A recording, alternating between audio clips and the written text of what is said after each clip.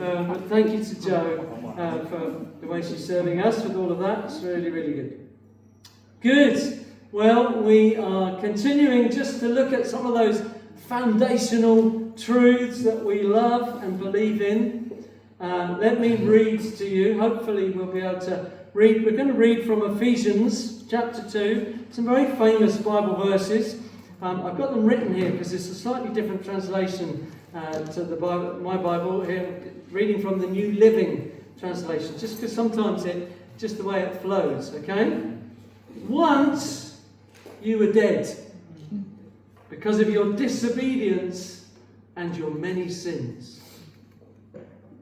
You used to live in sin, just like the rest of the world, obeying the devil and the commanders of the powers in the unseen world. He is the Spirit at work in the hearts of those who refuse to obey God. All of us used to live that way, following the passionate desires and inclinations of our sinful nature. By our very nature, we were subject to God's righteous anger, just like everyone else. But God is so rich in mercy.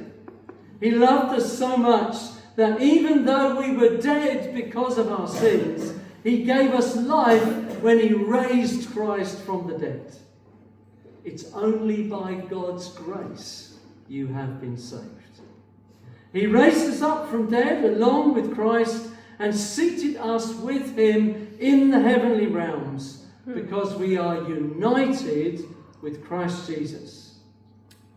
So God can point to us in all future ages as examples of the incredible wealth of His grace and His kindness towards us. Did you know you're an example? God uses you to point to the angels as an example of His grace, shown in all that He has done for us who are united with Christ Jesus. God saved you by His grace. Hallelujah. When you believed. You can't take any credit for this. It's a gift from God. Salvation is not a reward for good things we have done, so none of us can boast about it. For we are God's masterpiece. Did you know that? You are God's masterpiece.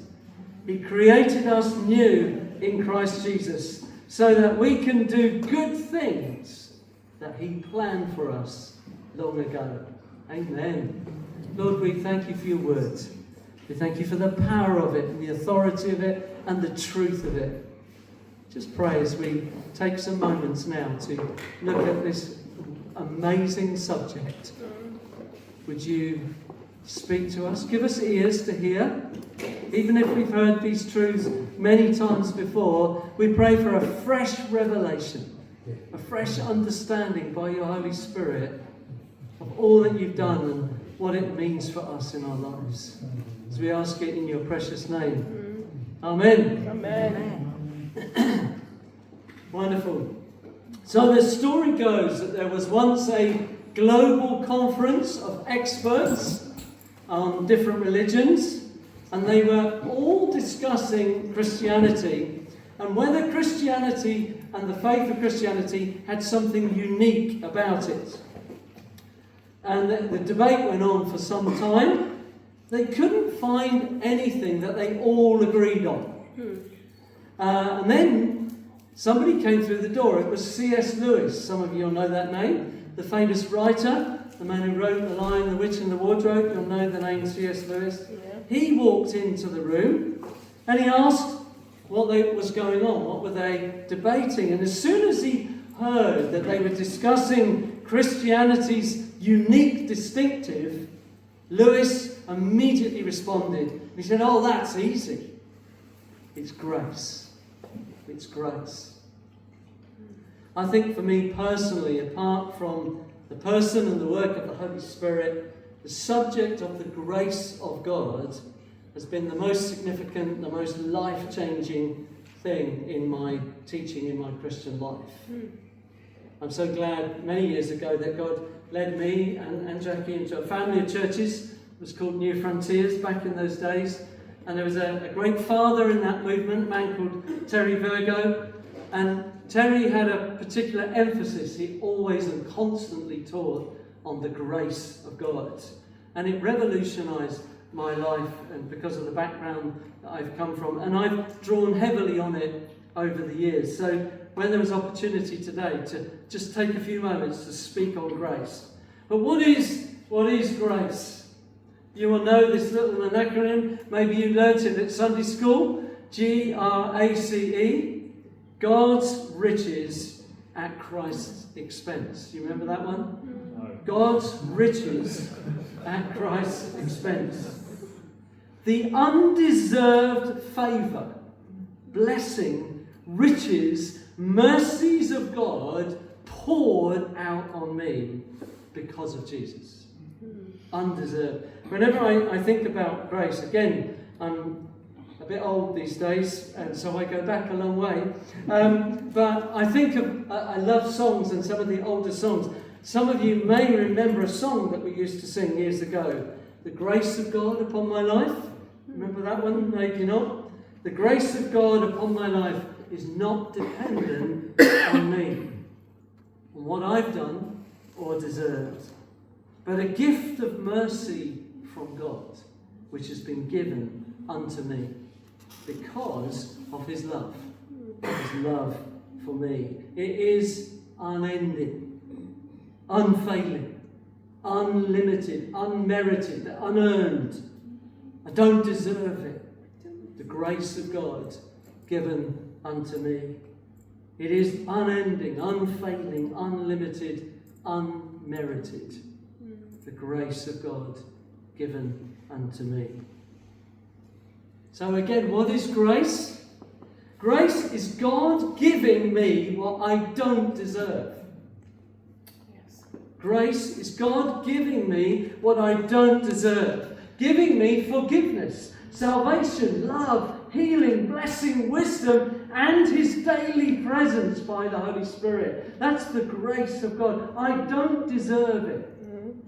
In fact, the truth is everything I have is from him. None of us have earned it. None of us deserve it. It's all because of his grace. So grace is God giving me what I don't deserve. Mercy is God not giving me what I do deserve. See the difference? God is not giving me what I do deserve. I deserve judgment because of my sin and my rebellion against God. I deserve the righteous anger of God upon the sin in my life. I deserve separation, eternal separation from God because of my sin, my rebellion against God.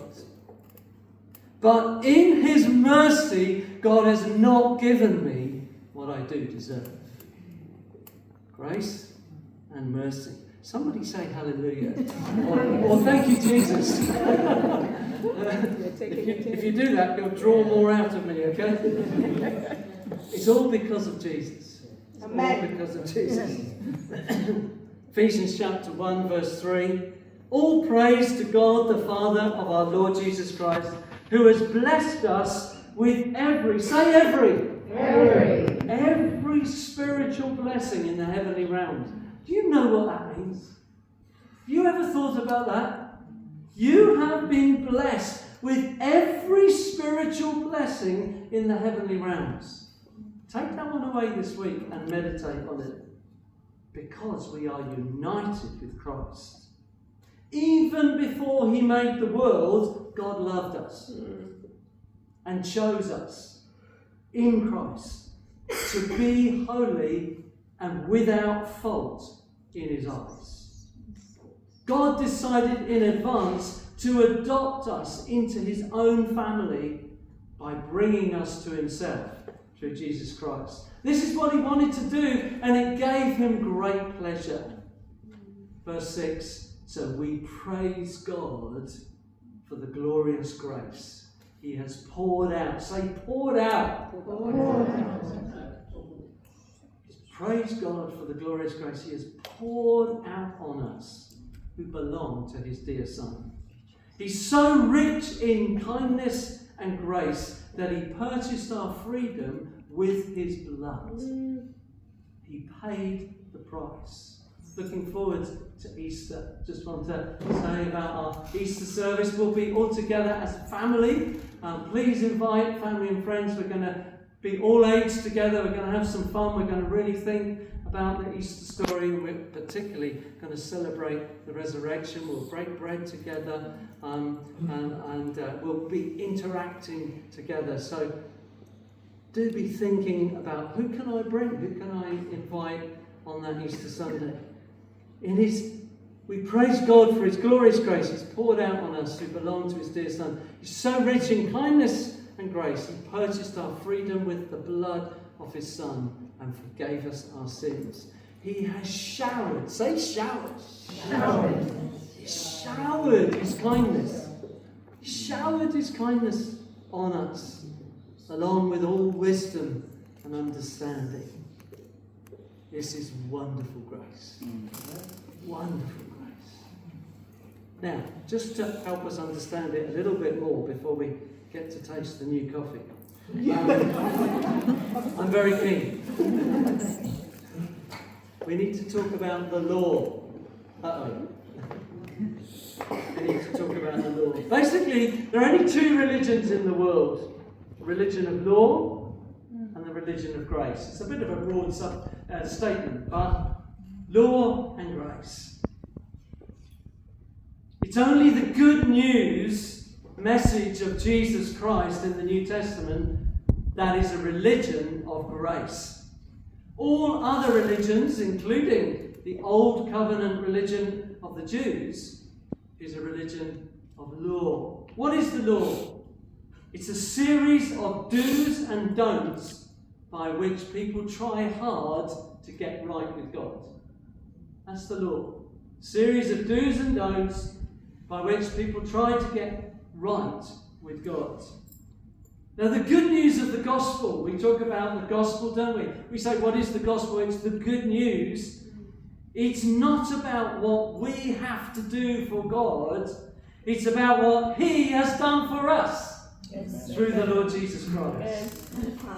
As we read just now, it's by God's grace that we are saved by sin. No work or effort on our part had anything to do with it. By grace you've been saved through faith. It's not from yourself. It's a gift of God. Say that. Gift of God. Gift of God. It's a gift of God. Not by works, so that no one can boast. No one can say, look what I did. Here's my bit. Here's my whatever it is that you bring to the table. No, well, I didn't do anything. I can't boast in anything. However, the challenge for many Christians is this. We know that we're saved by grace. But then, if we're not careful, we start to develop all sorts of religious habits to try and make ourselves worthy of the grace of God that we have been freely given. If you like, we're saved by grace, but we're sanctified or we're made holy by works, by doing stuff. Yes, I'm saved by the grace of God. Now I must do stuff to be holy. It's gone very quiet. Satan, the devil, our enemy, is right in the thick of this. See, what he tries to convince us is that doing works, trying to do better by using more effort, will make us more effective in our Christian walk and our relationship with God. What we don't realise is that those works, those efforts, they're driving a bigger and bigger wedge between us and our Father God. See, what happens is we start to make a mental or even a literal list of all the things we should and shouldn't do. And we become more and more caught up by keeping the rules And to make matters worse, we find ourselves watching others to check if they're keeping them properly as well. Not sure if they're a real Christian or not. That's called being judgmental. I was talking about Terry Virgo. Some of you know him, you'll have heard him speak. And he used to tell a great little story, a great illustration, which I just always found so helpful. Maybe because of my own childhood and how I grew up, the kind of church I grew up. But he paints a picture of someone who's just become a Christian. All right? And you imagine this. Someone's just become a Christian, and then another Christian, someone who's been a Christian for some time, walks up to them and says to them something like the following: "Oh, so you've just become a follower of Jesus?" And the new Christian says, "Yes, I don't know very much. I've still got lots of questions, but I know something's happened. I know I'm a child of God." And the other Christian, the long-term Christian, says to them, "Oh, that's brilliant. Now, I need to share some things with you." And the new Christian says, Oh, great, I could really do with some help. "Well, now," says the old Christian, "firstly, you need to have a quiet time." Okay, I don't really know what one of those is, but fine. "Yes, and you must read your Bible every day. And you have to pray. Oh, and you need to come to all the meetings." Here's the list. I failed. And I need to, just a minute, I need to ask you something else. Do you have any other clothes? Yeah, I have a couple of different outfits. Good, because I'm not sure you should wear those sort of clothes anymore. And your haircut. And that colour, I'm not sure about the colour of your hair. And there's probably a number of other things that I ought to tell you about. But it's really exciting, this Christian life, isn't it? How are you feeling about it? I'm a bit worried about remembering all of that list you've just given me. But I feel very released, wonderfully set free, I think. Now, if you think that's extreme, as a teenager, that's exactly the kind of church that I grew up in. In fact, some friends of mine were refused entry into church because they were wearing jeans. They were teenagers and they were sent home because they were wearing jeans. Can't be wearing jeans.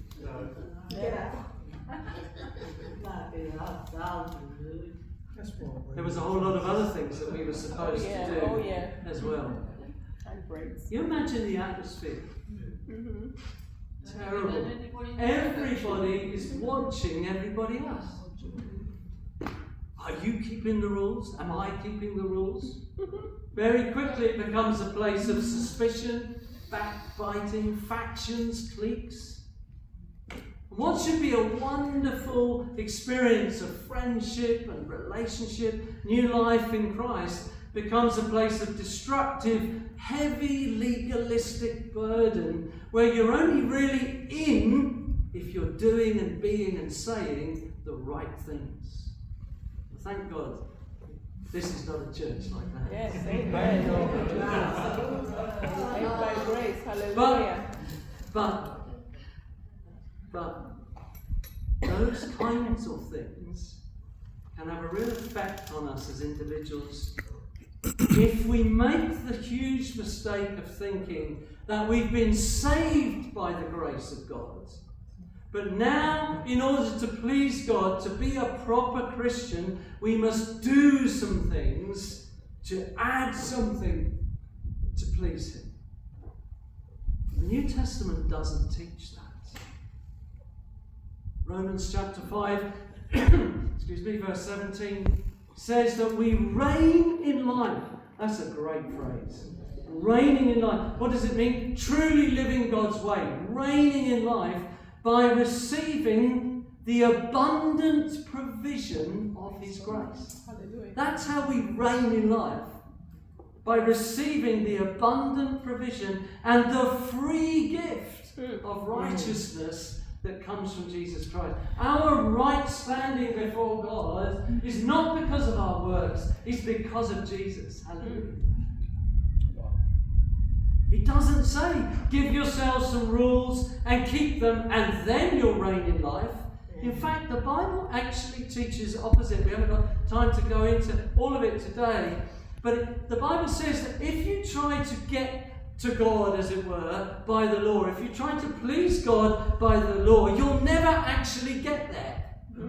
In fact, the Bible makes it plain that the law ultimately leads to death. You see, the law was never given to save us. The law was given to point out that we need a saviour. You can't do it. One day you might have a good day, but the next day it's not so good, is it? I can do it for half an hour, but I can't sustain it. I need a saviour. Romans 10 verse 4. Christ, says Paul in Romans, is the end of the law. Hallelujah. So that there might be righteousness, a right standing before God for everyone who believes. Amen. That's you. Amen. Amen.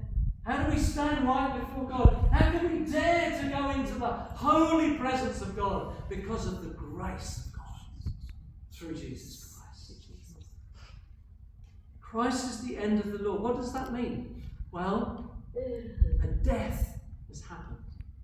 A death has happened. What death? The death of Jesus. When Jesus went to the cross, something utterly amazing happened. He went there in our place, our substitute, stood in our place, hung in our place. Jesus' own relationship to the law was perfect. He was totally innocent. He kept it perfectly. Jesus did what we couldn't do. He did it for us. Now, just briefly to link into here, the whole Old Testament sacrificial system. You will know, some of you will be aware, that the penalty for death, the penalty for sin is death. Yes. Blood needed to be shed. And so animals, that's why animals would be sacrificed. Every person, every family had to bring an unblemished lamb to be sacrificed in their place. Blood had to be shed. The penalty of sin is death. And so the lamb had to be presented to the priest for inspection. Okay, so they would bring their lamb, bring it to the priest for inspection, and the priest would investigate, checking all over to make sure that they were not bringing a duff one. Basically, it had to be perfect. No defects, no blemishes. It would have been quite nerve-wracking. Is he going to accept our lamb?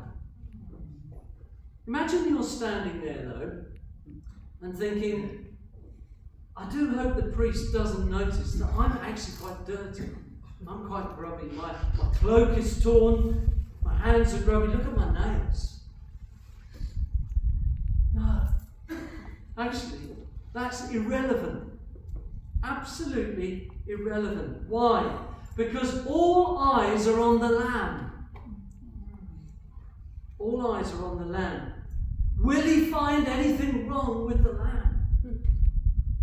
The priest announces with bated breath. What does he say? I find no fault in him.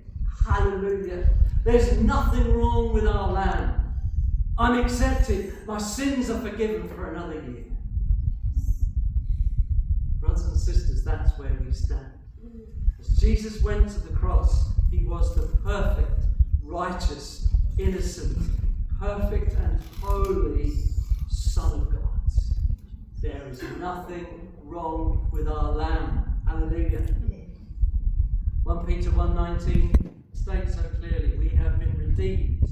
That's about the price. The penalty, the price has been paid with the precious blood of the Lord Jesus. A lamb without blemish or defect. Isn't it amazing? 7 pictures. Yes. I don't have to impress God. Did you know that? You don't have to impress God because we already have someone who has impressed him perfectly. 2 Corinthians 5:21, God made him who had no sin. It's one of the most profound verses in the whole of the Bible. 2 Corinthians 5:21. God made him who had no sin to be sin for us. That, I have always found that astonishing. God made him who had no sin to be sin for us, so that in him we might be the righteousness of God. What a verse. Jesus gives me life. He enables me, as I'm in Jesus, as I'm clothed in Jesus, I fulfill the law completely in Jesus. I do it through realizing my sin is forgiven. Jesus' death on the cross, through knowing that the power of the Holy Spirit enables me to now live this new life. It changes me from the inside. I'm set free from those condemning voices that keep telling me you should do more stuff. The voice of the enemy comes along and says, not being a very good Christian this week, are you? And I say, well, I'm trying. I'm doing more. I'm praying harder. I'm reading my Bible more. I'm trying to be kind to people. But what I don't realise is that I'm trying to earn points. I'm trying to make my own righteousness. Whatever I do doesn't seem to sort it out. So again, the enemy comes along and he thinks, Mark's a bit weak at the moment, I'm going to have a bit more of a dig. He says, have you heard about Dave? I go, no. What? Dave fasts twice a week. Oh no. Dave fasts twice a week. Well, I better add that in as well. Although I noticed that Vicky and Flor, they don't fast.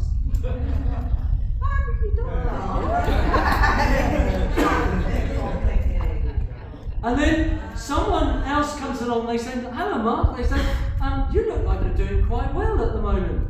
And I say, yeah, actually, I am doing quite well. You know Julia's lemon drizzle cake? Well, I didn't have any of that. Oh dear. Oh, I guess you must be quite proud of yourself. Yes, I am quite proud, actually. Oh, no. Sin of pride.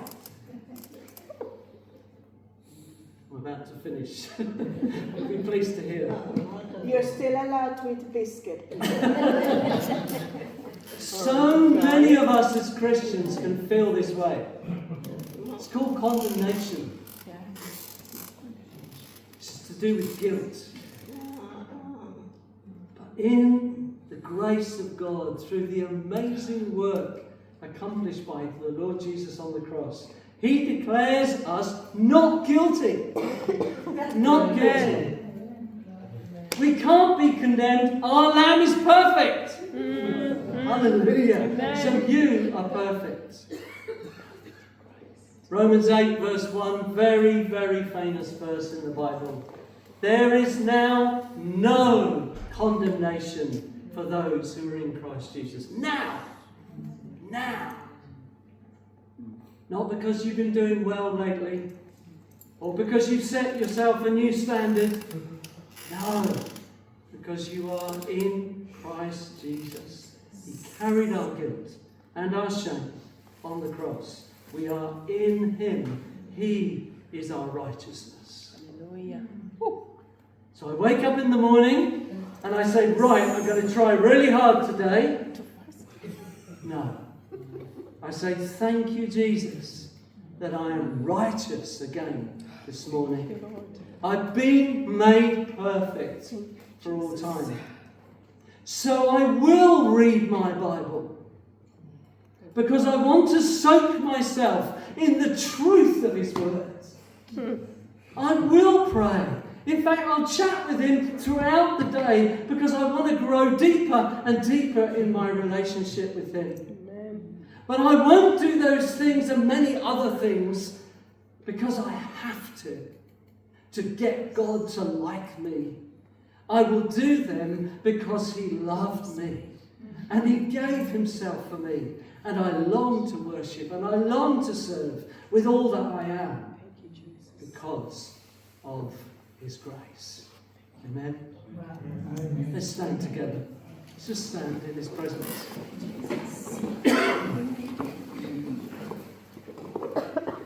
Just right now, right where you are, just receive again the grace of God.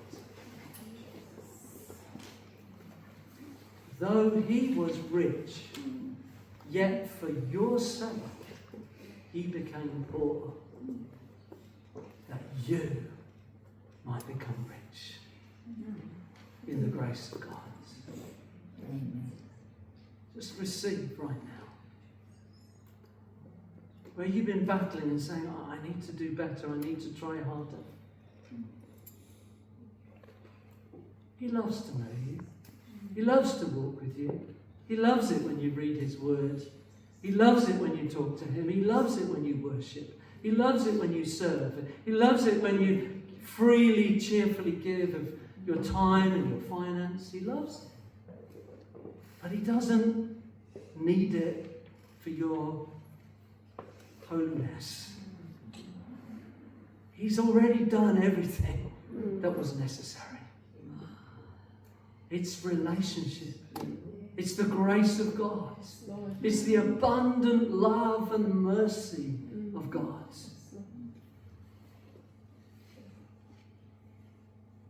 Feels funny to say it. You don't have to read your Bible. You don't have to pray. I long to. I long to dig into his word. I long to seek his face and to spend time talking and listening, by the way. But you're righteous before the Father. You can come holy and perfect as you surrender to Jesus, as you receive again the love and the grace and the mercy of the Lord Jesus. And if you've not ever done that, if you've not realised that it's through Jesus that you're saved, it's through Jesus that you receive eternal life, you can come to Jesus today. Realise your rebellion against God. You can realise your works that you've been trying, your efforts. Put them down. Put them down at the foot of the cross and receive his forgiveness. Receive him as your Lord and your Saviour. And say, I want to walk on from this place knowing him deep within my life.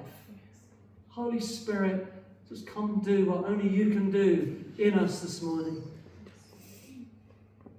Where we're battling and struggling and trying, Lord, we put down our trying right now.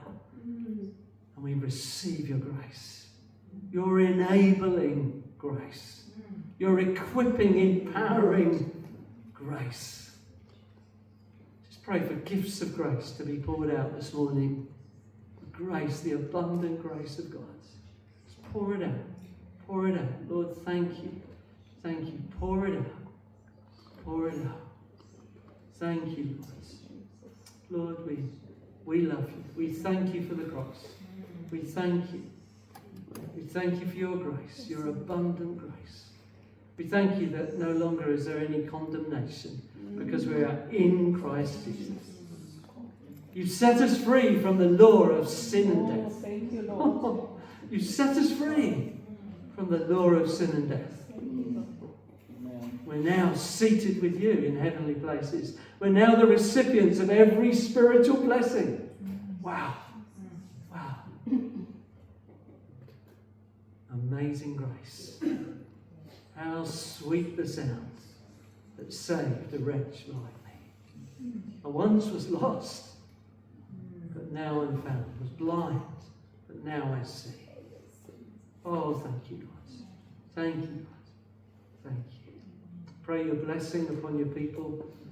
Father, just bless each one. Pray for Dave and Sue. Give them a great week off this week, Lord. Help them to rest in you. For Peter and Julia, just give them great day with their daughter. Bless them, Father. Thank you that you're for us and with us, towards us. Father, just pray for Simon and for John as they travel back from South Africa again. We say, Lord, keep them safe. Bless them. Help them as they come back into their family context. Lord, take them forward with strength, we pray. Pray for those travelling out to Malaysia today, Lord. We just pray for them as they gather, as they come together, seeking to reach the unreached, those who've never even heard the name of Jesus, those who don't even know about Jesus in nations that we're aware of. Lord, we pray, would you bless that time this week? Bless them as they discuss how can we reach those who yet have not ever heard this good news. So bless them, we pray, as they gather. Lord, thank you that we are yours and you are ours. And we receive your grace in Jesus' name. Amen. Amen. If you would like prayer in any way, We're praying for you. Sam's going to do